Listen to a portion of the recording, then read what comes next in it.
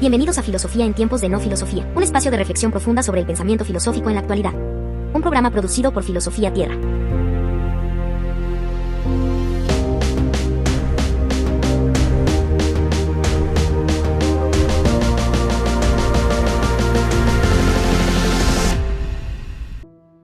Bienvenidos al episodio número 14 y hoy vamos a hablar del problema de la identidad.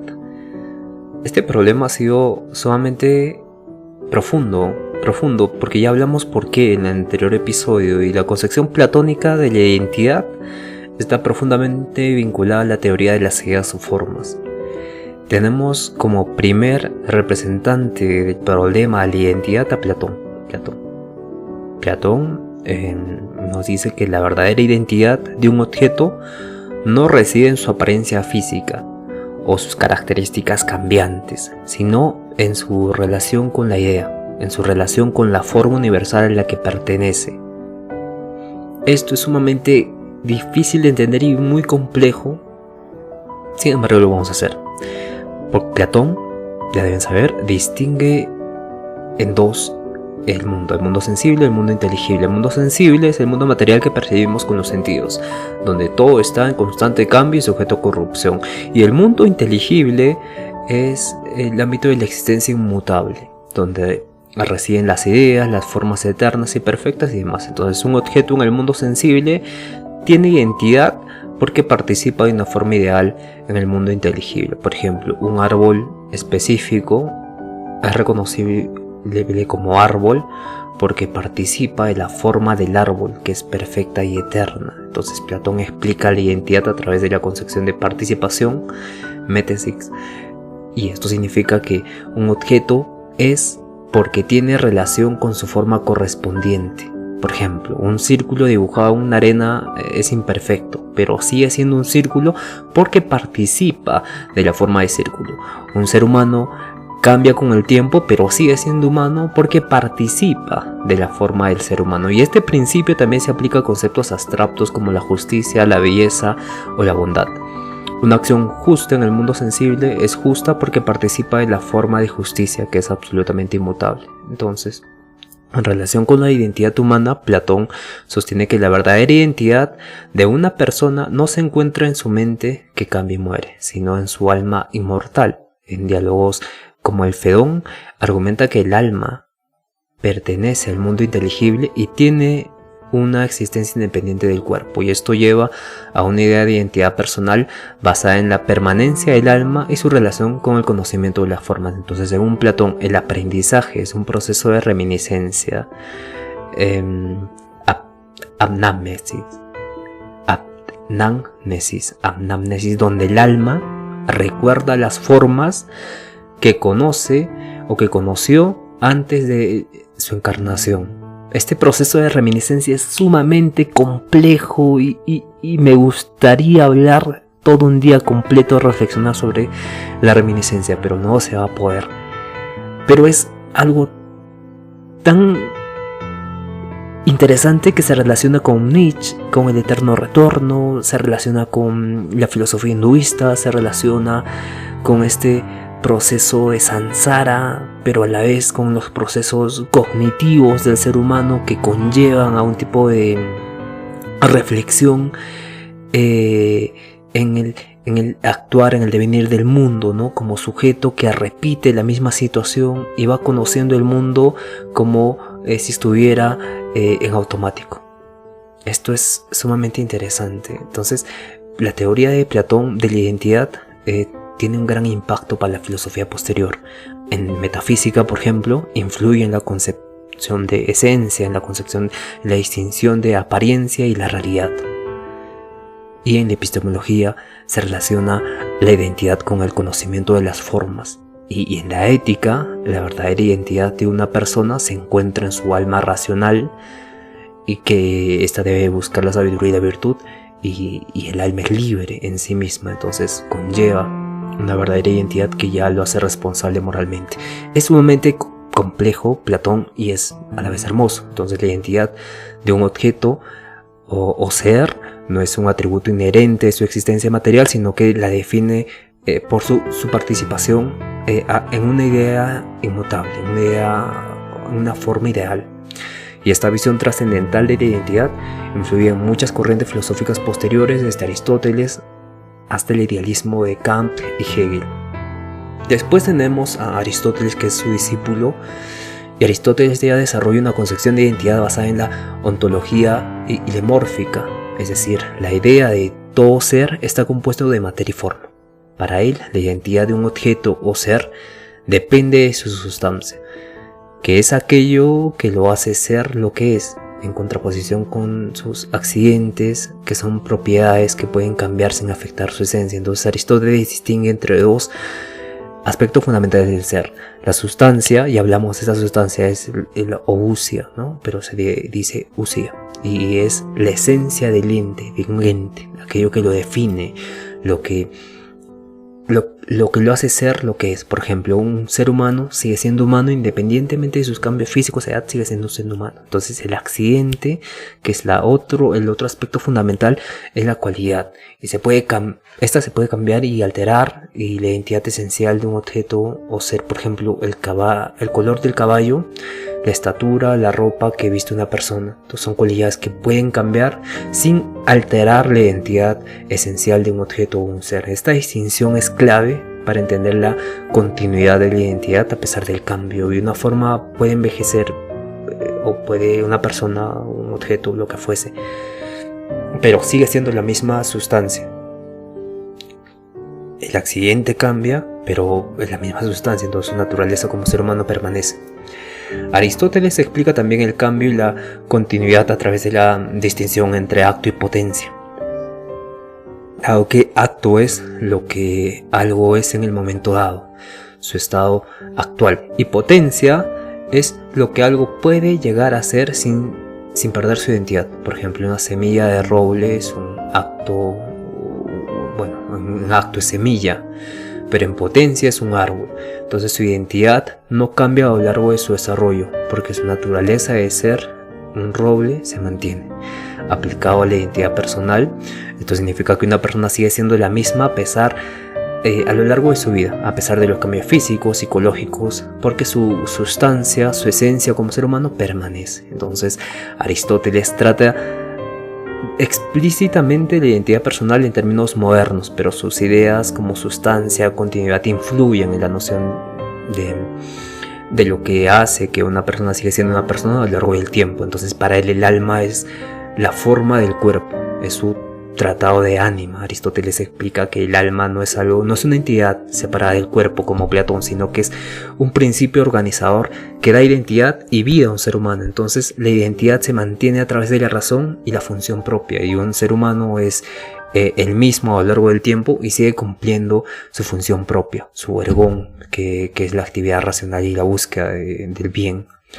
Entonces la concepción platónica de identidad tiene un gran impacto posterior, ¿no? A diferencia de Platón, vimos que Platón ubicaba la identidad en la participación de las formas eternas. Aristóteles ya también define en términos de sustancia, continuidad en el mundo real, pero esto se lleva a la escolástica, y Tomás de Aquino desarrolla la idea de la sustancia aristotélica para explicar la identidad del alma en el cristiano.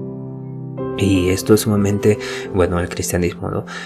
Y esto es sumamente interesante porque llega a la modernidad con Descartes, Spinoza y Leibniz, y explica la identidad personal y la persistencia a lo largo del tiempo, ¿no? La noción de sustancia se ha heredado de Aristóteles. Aristóteles ve la identidad de un objeto o un ser basado en su sustancia, y que permanece a pesar de los cambios, a pesar de los accidentes. Y después tenemos a San Agustín, que relacionó la identidad con la memoria y la introspección. Esto es sumamente interesante y muy, muy eleccionador. San Agustín de Hipona fue uno de los primeros filósofos en vincular la identidad personal con la memoria y la introspección. A diferencia de Platón y Aristóteles, que se enfocaban en la identidad, en la participación de formas o sustancias, San Agustín se enfatiza en el papel de la interioridad, en la relación con el alma y Dios, la relación que tiene el alma con Dios. Entonces, en su obra Confesiones, San Agustín argumenta que la memoria es el elemento clave para la identidad personal. Entonces la persona sigue siendo la misma a lo largo del tiempo porque recuerda quién es y sus experiencias y su relación con Dios. Entonces la memoria no solo almacena datos, eventos, sino que también guarda quién somos. Y es a través de la memoria que el alma puede conocerse a sí misma y entender su historia. Entonces la memoria también permite el arrepentimiento y la conversión, que es fundamental en la experiencia cristiana. San Agustín es considerado uno de los primeros filósofos en desarrollar la filosofía de la interioridad, y según él, la identidad no se encuentra en el mundo exterior, sino en la profundidad del alma. Y la introspección es el camino para cambiar la verdad y la identidad. La mente humana es capaz de autoconciencia, es decir, de reflexionar sobre sí misma y entender su propia existencia. Entonces la identidad personal está ligada a la búsqueda de Dios. En San Agustín, pues el alma es creada a su imagen y semejanza. Entonces hay una frase que dice San Agustín en Confesiones: no salgas fuera de ti mismo, en tu interior habita la verdad. Y esto es clave porque Sócrates nos decía lo mismo: hombre, conócete a ti mismo y conocerás el universo y los dioses. Lo mismo. Y con Platón vemos que la alegoría de la caverna también es algo psicológico.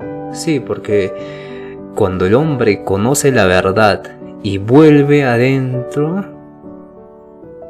trata de decir que nunca salió. Nunca se debe salir de la caverna porque uno vive en la caverna. Y no sé si lo han relacionado con la frase de San Agustín. Es bastante interesante: no salgas fuera de ti mismo porque en tu interior habita la verdad. Una vez que el hombre, el esclavo, salió, conoció la verdad, entró y volvió. Entonces hay una alegoría muy interesante ahí de autoconocimiento con Platón. Bien. Entonces la identidad en San Agustín, la identidad humana, no es solo un acto psicológico, también es espiritual. Menciona que la verdadera identidad de una persona no está en su cuerpo ni en sus características externas, sino en el alma inmortal creada por Dios. Entonces la identidad humana solo encuentra su plenitud en la unión con Dios, y el pecado puede distorsionar la identidad, pero la gracia divina permite recuperar esta identidad. Con Tomás de Aquino vemos algo muy interesante porque él desarrolla la identidad personal a partir de Aristóteles. Y siguiendo Aristóteles, Tomás de Aquino adoptó la teoría hilomórfica, que sostiene que todo ser está compuesto de dos sustancias, dos compuestos, la materia y la forma, el alma y el cuerpo. Entonces el alma es la forma sustancial del cuerpo humano, es decir, lo que organiza la materia y la identidad. A diferencia de los animales, el alma humana es racional e inmortal porque tiene capacidad de conocer lo universal y trascender lo material. Entonces la identidad personal no se pierde con el cambio físico porque la esencia de una persona es su alma. Entonces aunque un niño crezca, cambie y sigue siendo la misma persona porque su alma es la misma. Y a diferencia de Aristóteles, quien no aseguraba que el alma individual sobreviviera después de la muerte, Tomás de Aquino sostiene que el alma es inmortal porque no depende de la materia para existir. Entonces la identidad personal se mantiene después de la muerte, ya que el alma conserva su esencia individual. En la resurrección, el alma se reúne con el cuerpo, completando la identidad personal en la eternidad. Y desde este punto fue fundamental para la teología cristiana en la Edad Media hasta en la actualidad, y porque hay pensadores también teológicos, hay muchas ramas ahí. Entonces vemos la idea de responsabilidad moral. Ahora que hay un alma, entonces cada persona tiene su identidad y será juzgada por sus acciones. Entonces solucionó el problema de la responsabilidad moral San Agustín por esto. Tomás de Aquino solucionó este problema. Entonces para Tomás, la identidad no solo persiste por la existencia del alma, sino que también por su capacidad de conocer y recordar. La razón y el intelecto son facultades del alma que permiten la autoconciencia. Entonces el conocimiento de sí mismo es clave para la identidad personal. Cada persona se reconoce como un yo continuo, y sin embargo, a diferencia de filósofos como Locke, Thomas, Hobbes, cree que la identidad es objetiva y no depende del recuerdo. Entonces Locke, quien basaba su identidad en la memoria con esta tabula rasa, también se puede ver Tomás de Aquino cree que la identidad es subjetiva y no depende del recuerdo. John Locke se basa en la idea de una identidad que está en la memoria. Y esto ha sido lo interesante, porque Locke ve esta continuidad psicológica y que evidentemente tiene sustento en el alma inmortal que resucita, que Tomás plantea. Entonces Tomás de Aquino adapta la filosofía aristotélica para afirmar que la identidad personal persiste a través del alma, lo cual es racional, es un alma, es inmortal y mantiene la esencia de cada individuo más allá de los cambios físicos y la muerte. Entonces su pensamiento influye en la teología cristiana y en la filosofía escolástica, marcando un punto clave en el debate sobre la identidad personal. Luego viene Descartes, que revoluciona la filosofía al formar el dualismo cartesiano. Según él, la identidad personal se basa en la mente, en la res cognitas, y no en el cuerpo, en la res existencia. Entonces, para Descartes, el verdadero yo no es el cuerpo físico, sino la conciencia y la capacidad de pensar.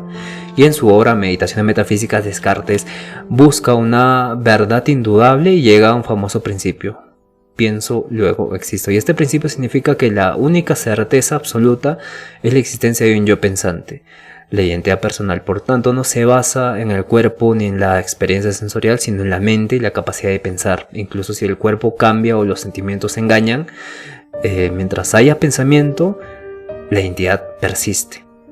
Descartes distingue entre dos sustancias materiales, bueno, no llaman materiales, es sustancia extensa y sustancia pensante. Res cognitas, sustancia pensante; res extensa, sustancia extensa. Entonces la mente o el alma están dentro de la sustancia pensante, que es inmaterial, es racional y es la base de la identidad personal. Y la res extensa es el cuerpo físico, que es material, divisible y no esencial para la identidad personal. Y esto implica que la identidad personal se mantiene incluso si el cuerpo cambia, y el cuerpo y la mente puede existir por separado, lo que sugiere la posibilidad de la inmortalidad del alma. Ahí ya cogemos al alma, ¿no? Si alguien pierde una pierna o incluso su cuerpo, su identidad sigue intacta porque la mente permanece. Entonces, para Descartes, la identidad no depende de la memoria, como decía Locke, sino ni tampoco de la relación con Dios, sino de la autoconciencia. Una persona sigue siendo la misma porque es consciente de sí misma como un yo pensante.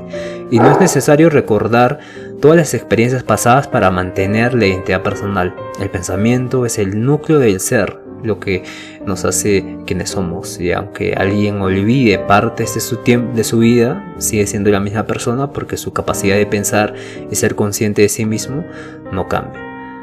Ahí vemos cómo Descartes agarró el problema de la identidad, porque el problema de la identidad es sumamente complejo. Ya los griegos decían con el barco de Teseo, si bien no recuerdo, ¿no? Este barco sale de Ítaca y se va cayendo a pedazos y lo van reconstruyendo, y cuando llega nuevamente a Ítaca, el árbol es completamente nuevo, el barco es completamente nuevo, y al ser nuevo se preguntan si el barco es el mismo o es otro. Entonces este problema es sumamente interesante, y ese problema que actualmente, el problema de la conciencia, el problema de identidad, es durante estos 2 siglos lo que va a palmar, porque va a primar. Porque con el desarrollo de la inteligencia artificial, el desarrollo de las computadoras cuánticas, todo va a ser sumamente interesante, estos aspectos, este tránsito, este puente en el que estamos. Bien, podemos intuir entonces que John Locke es uno de los primeros filósofos en hablar de la memoria y la continuidad, y Locke plantea que la identidad personal no depende del cuerpo ni que el alma es inmutable, sino existe la memoria y la continuidad de la conciencia. Entonces eres la misma persona en la medida en que recuerdas tu pasado. Si no recuerdas tu pasado, no eres el mismo. Quiere decir esto, y se dan casos, ¿no? Por ejemplo, cuando una persona se golpea la cabeza y se olvida su existencia, su vida anterior, y hay películas y todo, ¿no? Pero entonces se olvida y es una persona nueva, pero su identidad sigue siendo diferente a la esencia que había creado. Y el problema de la libertad es fundamental acá, ¿no? ¿Hasta qué punto es libre esta persona de haber... Bueno, ahí llega otro problema interesante. Bien, vamos a continuar. Si puedes recordar un pensamiento o una acción pasada, eso significa que sigue siendo el mismo individuo. Entonces la identidad se construye a través de la experiencia consciente y la memoria. Y Luke hace una distinción clave entre la identidad del hombre, el ser humano, que está basada en la continuidad del cuerpo y la vida biológica, y la identidad de la persona, que se basa en la continuidad de la conciencia y la memoria. Si una persona intercambia sus recuerdos con otra, su identidad personal cambiaría, aunque su cuerpo seguiría siendo el mismo. Entonces Luke usa un experimento mental para ilustrar su teoría. Si la conciencia de un príncipe fue transferida al cuerpo de un zapatero, ¿seguiría siendo el príncipe? Porque lo define su identidad personal, es su memoria, no es su cuerpo. Entonces aquí lo llevamos a la contemporaneidad, cuando personas se creen gatos, árboles, y esto conlleva a ver hasta qué punto la identidad es una memoria y no una construcción mucho más profunda que está ahí y se está manifestando de diferentes formas, pero se está percibiendo de otra forma. Entonces una persona solo es responsable de sus acciones si la recuerda, y ahí también entra la responsabilidad moral y la continuidad de la conciencia. Por ejemplo, cuando cometen un delito, esa persona puede matar y puede alegar a que no recordaba y demás. Entonces, si alguien comete un crimen pero no recuerda haberlo hecho, no es la misma persona que cometió el crimen, aunque legalmente siga siendo castigado. Si alguien sufre amnesia, pasa esto, ¿no? Es muy interesante. Después viene Leibniz, que formula una visión única sobre la identidad, completamente metafísica.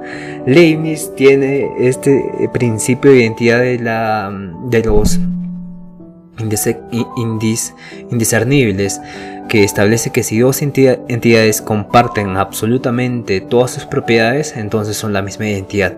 Y es decir, no pueden existir dos cosas completamente idénticas pero distintas.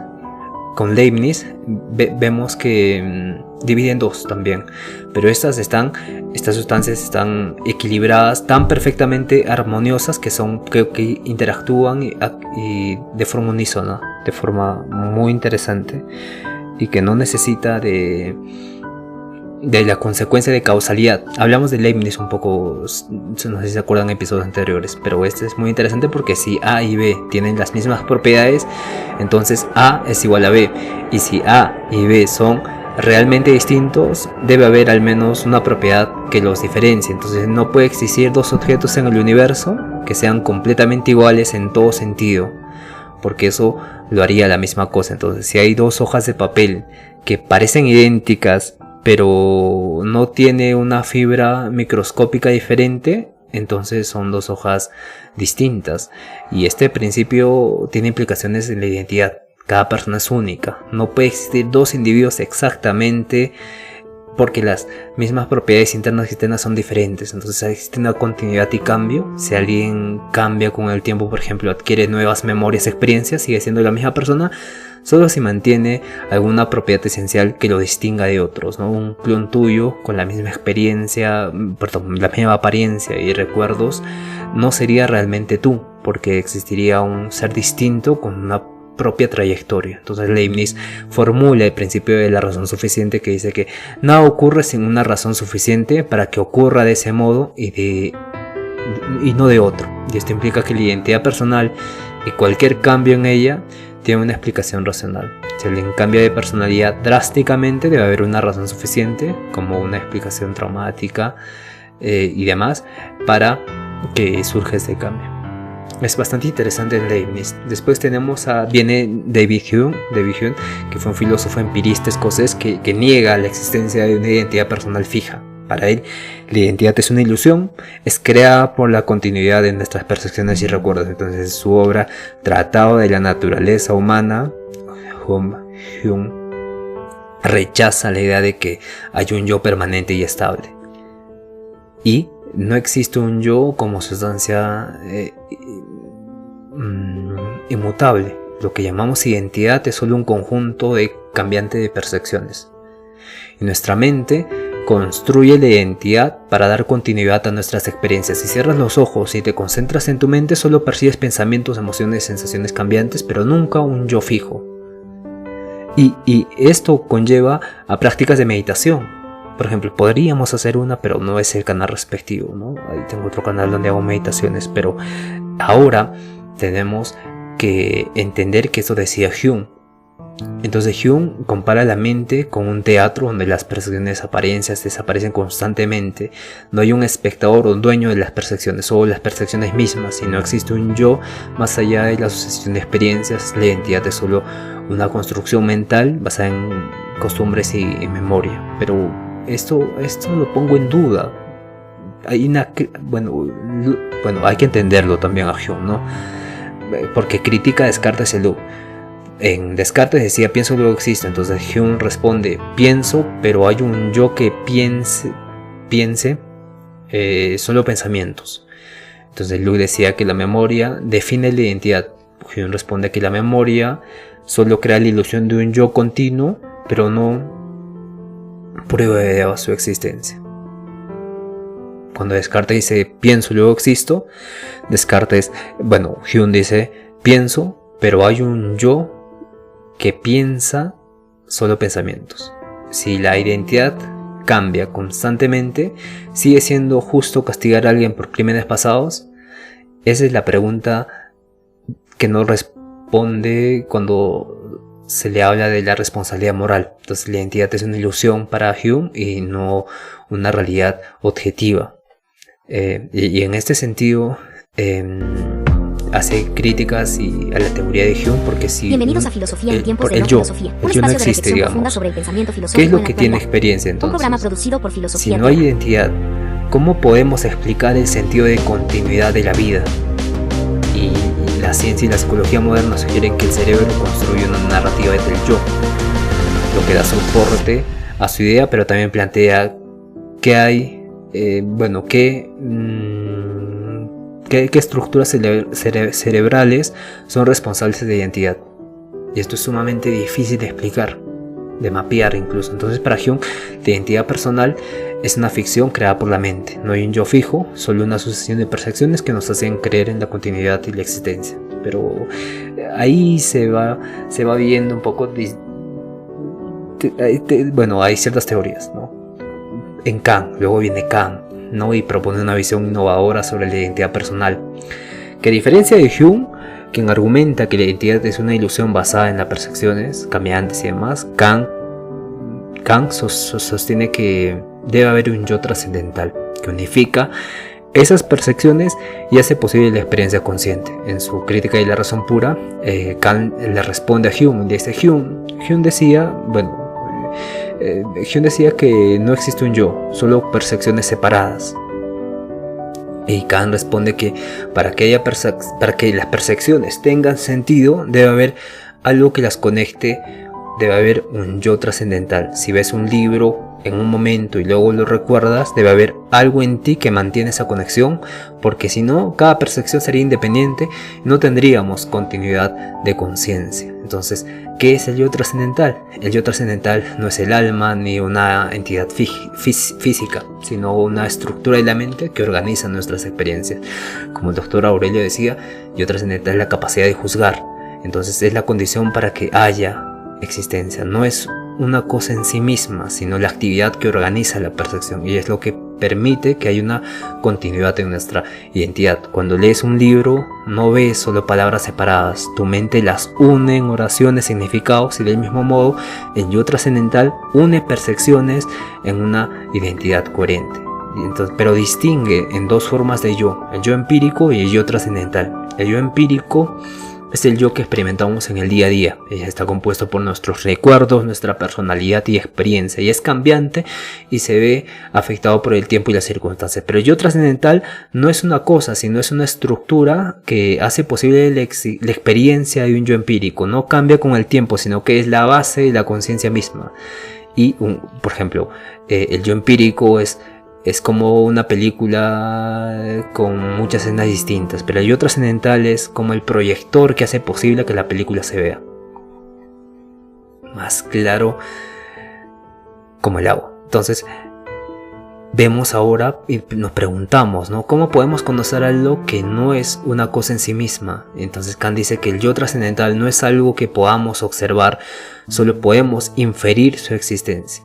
Y se la pregunta, ¿realmente necesitamos un yo trascendental? Y algunos filósofos contemporáneos creen que podemos explicar la identidad sin recurrir a una estructura metafísica, y cosa que no es posible porque conlleva ya una base que sería la metafísica. Entonces, ¿cómo se relaciona esto con la neurociencia, ¿no? Hoy sabemos que el cerebro se une por percepciones en una experiencia continua, entonces lo que podría ser una versión científica de yo trascendental, pero esta parte de las conexiones neuronales es la consecuencia de un principio activador, y ese principio activador aún no lo hemos descubierto y tiene principios metafísicos que analizar de fondo, y que seguramente con computadoras cuánticas en el futuro y demás investigaciones se va a poder solucionar.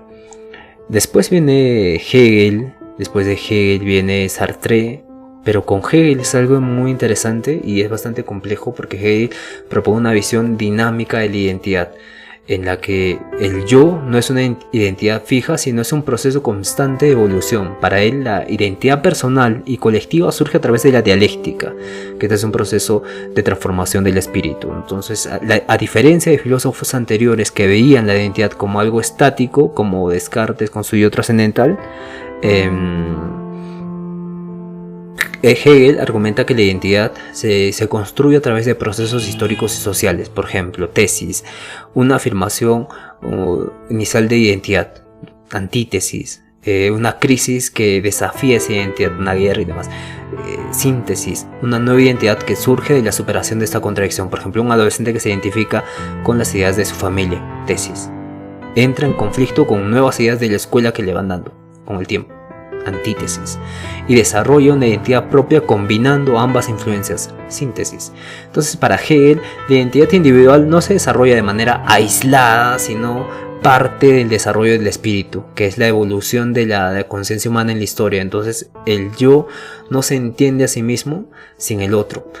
El profesor Aurelio tenía algo muy interesante, decía que en Hegel, yo no me conozco a mí mismo cuando estoy en mi cuarto encerrado y metido. Yo me conozco a mí mismo cuando salgo a la calle y me relaciono con otro y el otro me dice qué percibe de mí.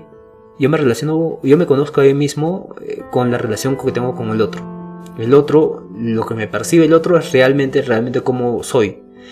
Y eso es la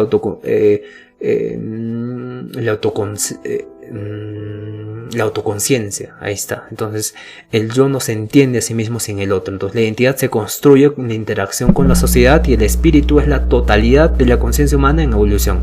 Entonces nuestra identidad está influida por la cultura y el lenguaje y la historia en la que vivimos. No somos solo individuos aislados, sino somos parte de un proceso mucho mayor. Es bastante interesante también la dialéctica del amo y el esclavo, que es uno de los conceptos más famosos de Hegel, que explica la identidad, pero se forma a través de la lucha por el reconocimiento. Todos los individuos buscan afirmarse como un yo frente al otro, el amo y el esclavo. Entonces surge un conflicto donde uno domina, que es el amo, y el otro se somete, que es el esclavo. Con el tiempo, el amo depende del esclavo y el esclavo desarrolla su propia conciencia transformando la relación. Entonces un trabajador explotado, que sería el esclavo, toma conciencia de su valor y lucha por sus derechos, cambiando la estructura de poder. Y se da un proceso histórico, evidentemente. Entonces hay críticas también con Hegel, porque la identidad realmente necesita un proceso histórico, y algunos argumentan que la identidad es más psicológica, más más metafísica que histórica. Entonces, ¿qué pasa con la identidad individual? Hegel pone más énfasis en la identidad colectiva del espíritu más que en la identidad individual, y entonces es una teoría compleja y abstracta y difícil de aplicar a problemas que básicamente profundizarían estas críticas. Bien, nos falta mucho para hablar de completamente lo que constituye la identidad. Por ejemplo, Sartre Él es un existencialista. Hablamos también en el podcast, revisa el episodio de Sartre, es muy interesante y realmente Sartre es el principal representante del existencialismo, ¿no? Porque rechaza la idea de, bueno, hay todo un pensamiento existencial, pero en el episodio de hoy, que es la identidad, él rechaza la idea de que la identidad es algo fijo y predeterminado. Para él no nacemos con una esencia definida, nuestra identidad se construye a partir de nuestras elecciones y acciones. Entonces, a diferencia de filósofos como Platón, Aristóteles, que pensaban que los seres humanos tienen una esencia preestablecida, predefinida, esta esencia debe preceder a la esencia. Bueno, la famosa frase de Sartre: la existencia precede a la esencia. Esto significa que primero existimos y luego definimos quiénes somos a través de nuestras elecciones. Por ejemplo, no hay un destino o naturaleza que diga que alguien es médico, artista o cobarde. Solo a través de sus decisiones y acciones se convierte en lo que es. Otra vez, no hay un destino que diga que alguien es médico, artista o cobarde. Solo a través de sus decisiones y acciones se convierte en lo que es. Esto es muy interesante para Sartre porque la identidad no es algo dado, sino que se crea constantemente mediante nuestras decisiones. Somos absolutamente libres, lo que significa que no podemos culpar a la sociedad, a Dios o la biología por lo que somos. Entonces, con esa libertad viene la responsabilidad total sobre quiénes somos.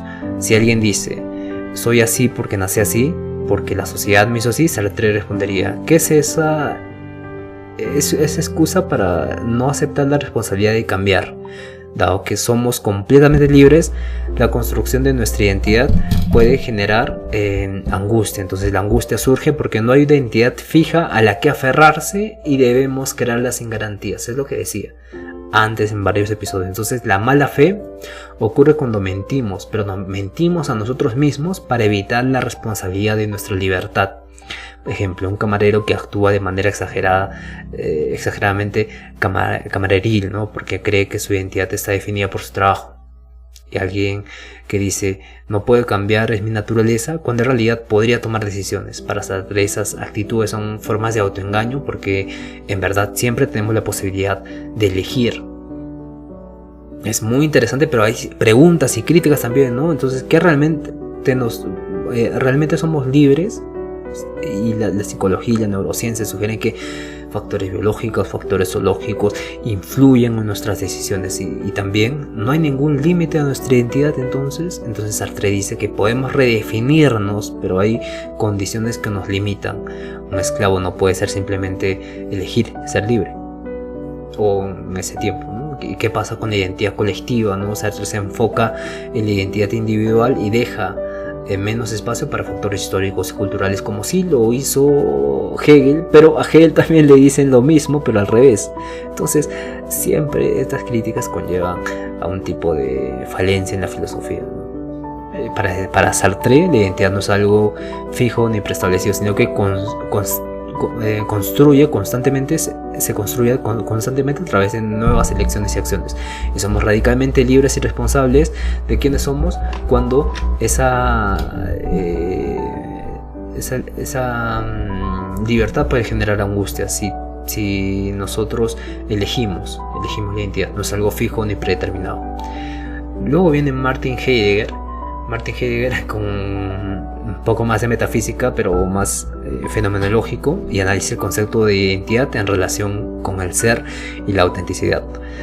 Martin Heidegger es uno de los filósofos más influyentes del siglo XX.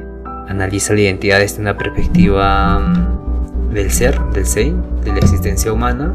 Entonces, para él, la identidad no es una esencia fija, sino una forma de ser en el mundo que puede ser auténtica o inauténtica. Entonces Heidegger introduce el término de Dasein, ser ahí, para referirse al ser humano. En lugar de definir al ser humano como una cosa, como una identidad fija, dice que el Dasein se define por su existencia, por su estar en el mundo.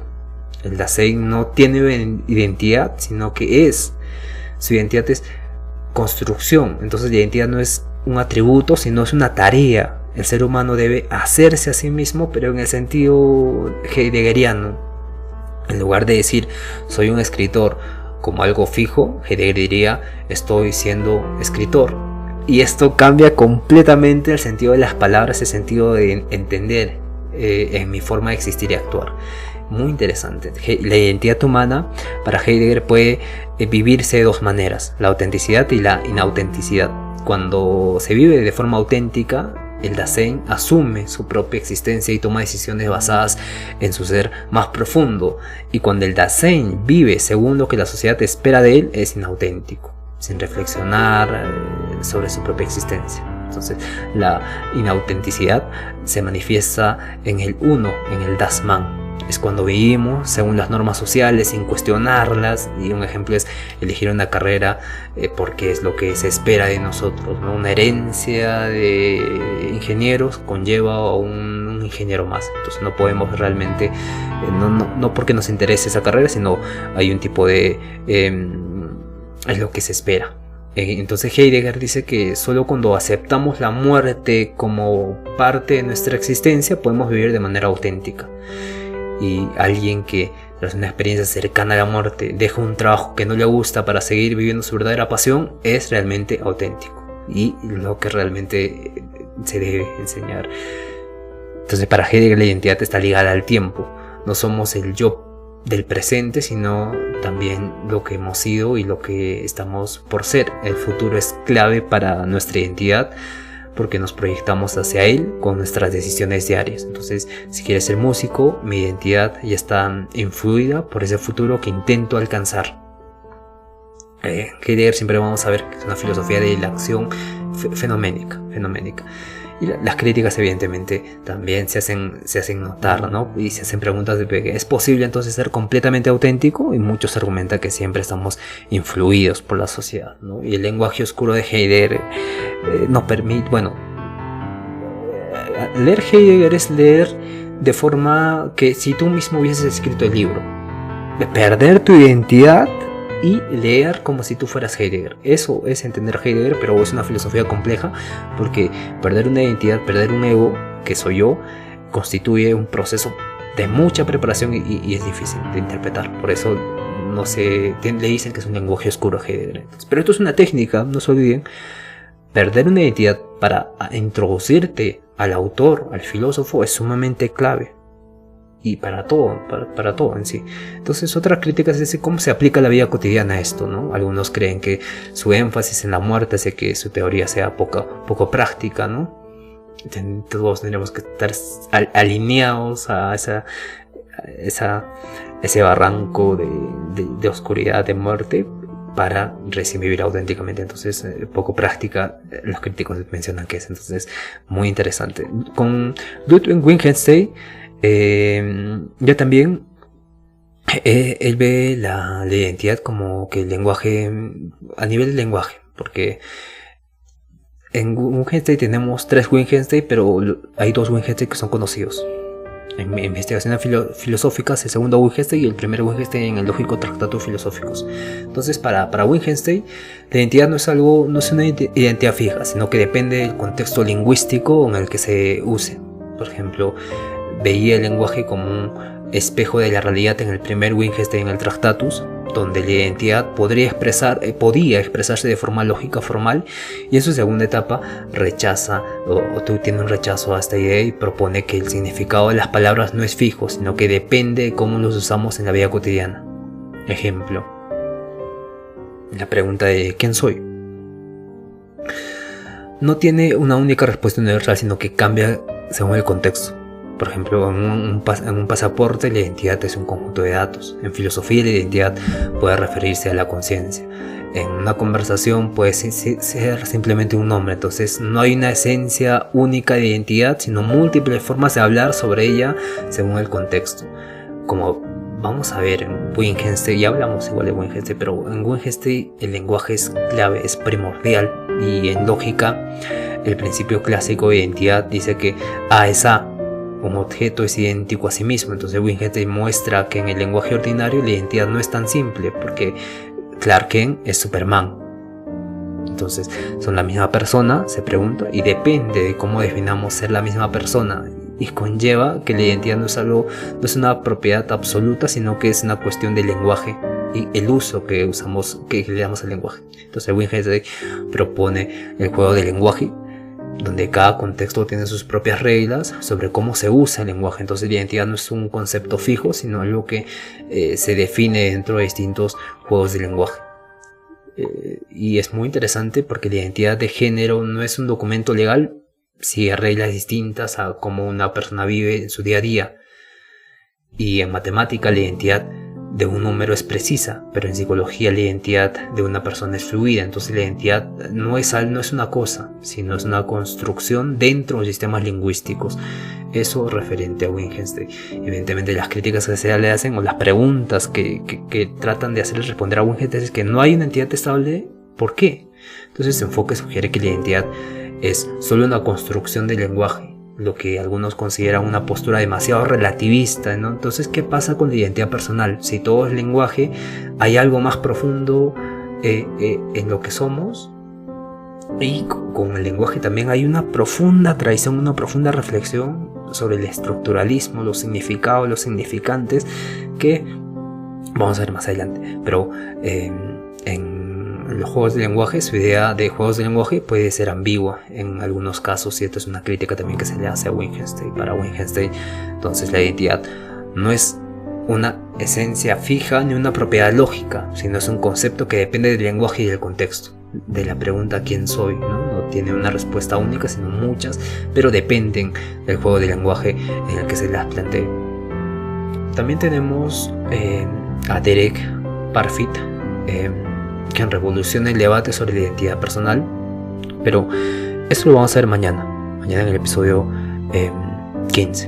En el episodio 15 vamos a hablar de esto, y hay 3 filósofos más, pero son más contemporáneos, por eso vamos a hablar de ellos en el siguiente episodio. Bien, entonces nos vemos el día de mañana, y mañana volvemos con el problema de identidad y la persistencia, pero hoy dimos a los clásicos. Entonces mañana tocamos a los contemporáneos, 3 contemporáneos, y explicamos bien el problema de la identidad. Bien, hasta el día de mañana. Suscríbete. Tenemos nuevos episodios todos los días.